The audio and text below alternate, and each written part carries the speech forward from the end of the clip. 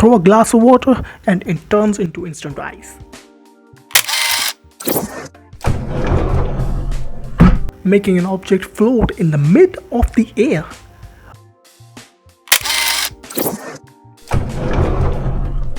Or creating a fireball inside the microwave. It's all look magic, but in actual, it's all physics. So let's check out 5 physics tricks and the amazing science behind it. But before your mind get bogged with these tricks, make sure you subscribe, like and hit the bell icon.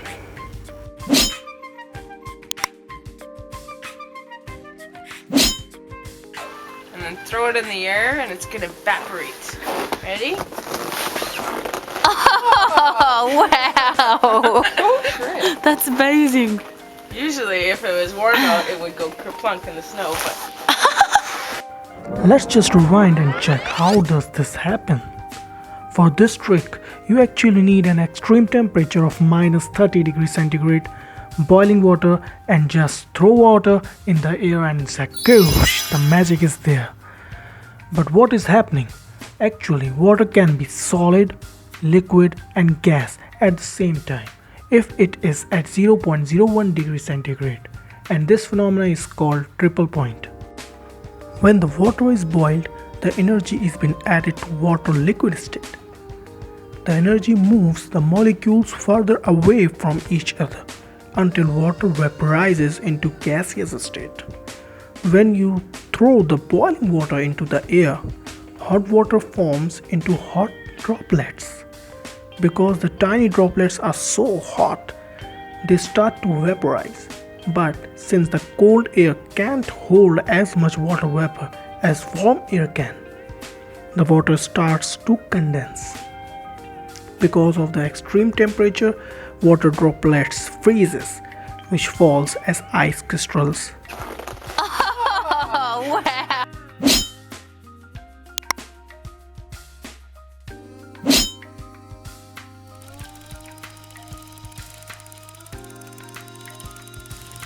The bicycle wheel is hung by the rope, and when spun, the wheel seems to defy the gravity and will keep moving in the same position.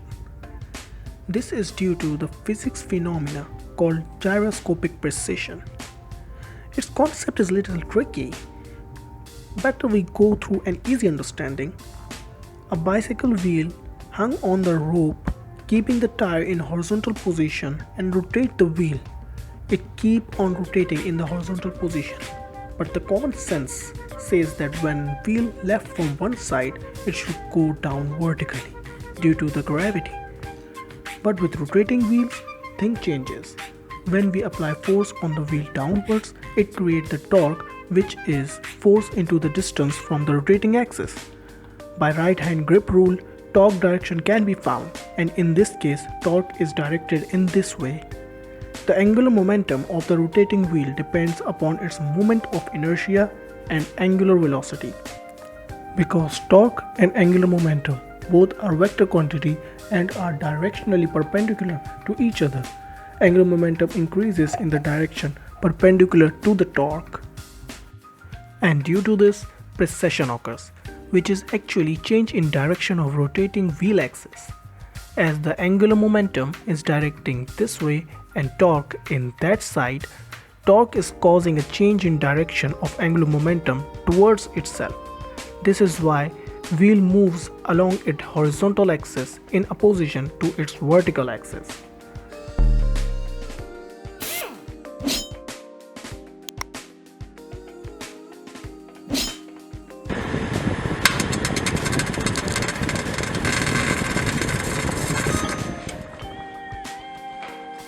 To create a fireball in microwave, you need hydrogels, or you can even use grapes. Put them together in microwave, make sure they are touching each other, and in only few seconds, boom, a small plasma fireball will erupt. The hydrogel or grapes acts as a resonator for microwave radiations. These both have right size for electromagnetic waves to trap within them and bounce back and forth. It creates hot spot where the two touching each other and the salt within their skin get ionized and get spark and generate plasma.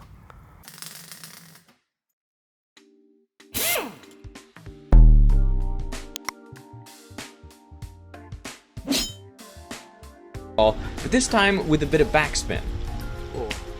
Whoa, look at that go! That's incredible.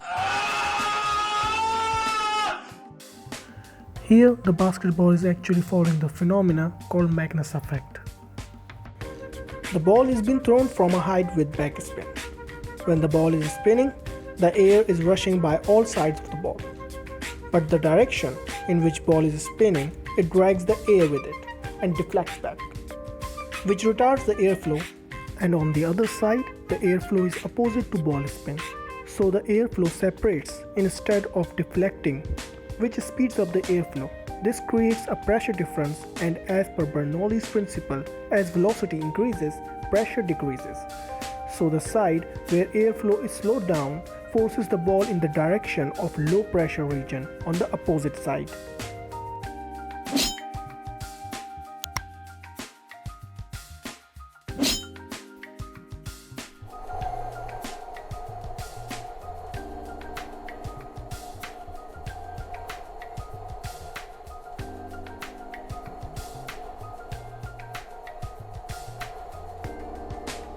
To make duct tape levitate in the middle of the air, you need a blowgun, which will provide compressed air directed to the duct tape at the position until it starts floating.